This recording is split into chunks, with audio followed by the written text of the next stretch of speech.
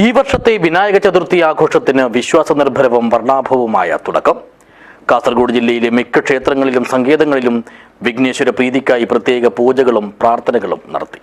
This news sponsored by Forever for everyone. Shobhika Weddings, Big Mall, Kanyanad, Kozhikode, Koilandi and Kutyadi.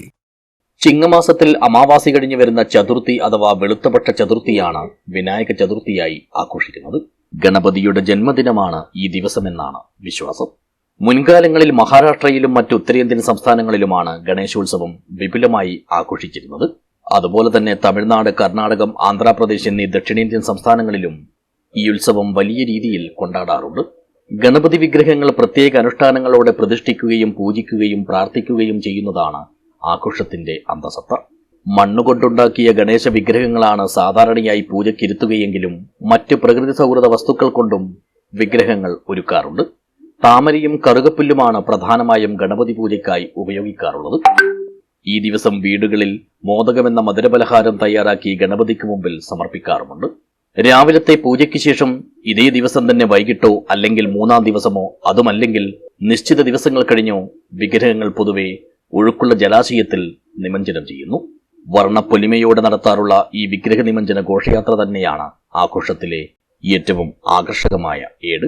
സവിശേഷമായ ആരാധന കഴിഞ്ഞ് ഗണപതി വിഗ്രഹങ്ങൾ പുഴയിലോ കടലിലോ ഒഴുക്കുന്നതോടെയാണ് ആഘോഷത്തിന്റെ പരിസമാപനം.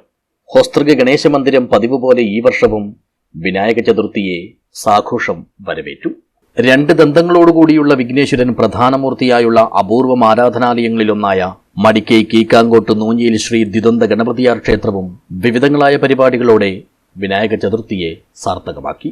ഉഷപൂജ, മഹാഗണപതി ഹോമം, സർവാലങ്കാര പൂജ, മഹാപൂജ തുടങ്ങിയ ആരാധനാ ചടങ്ങുകൾക്ക് ക്ഷേത്രം തന്ത്രി ബ്രഹ്മശ്രീ അരവത്ത് KU പത്മനാഭ തന്ത്രികളും മേൽശാന്തി പുല്ലൂരിലെ സുകേഷ് കയർത്തായയും മുഖ്യ കാർമ്മികത്വം വഹിച്ചു. ഉത്സവം കൂടാനെത്തിയ ഭക്തജനങ്ങൾക്കെല്ലാമായി ഇവിടെ വിഭവസമൃദ്ധമായ അന്നദാനവും ഒരുക്കിയിരുന്നു. കവ്വായി മോലോത്തുംകുഴി ശ്രീകൃഷ്ണപുരം ക്ഷേത്രവും ഉത്സവത്തെ സമുചിതമാക്കി. ഹൈന്ദവ വിശ്വാസപ്രകാരം ഏതു ശുഭകാര്യത്തിനു മുമ്പ് വിഘ്ന നിവാരണത്തിനായി ഗണേശപൂജ നടത്താറുണ്ട്.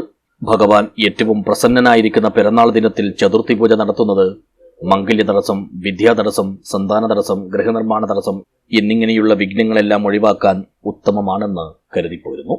ഇതിന്റെ ഭാഗമായി ഗണപതിയുടെ 1008 ഭാവങ്ങളെ വർണ്ണിക്കുന്ന ഗണേശ സഹസ്രനാമവും വിനായക ചതുർത്ഥി ദിവസം നിറഭക്തിയോടെ പാരായണം ചെയ്യാറുണ്ട്. News bureau, Kasaragod vision.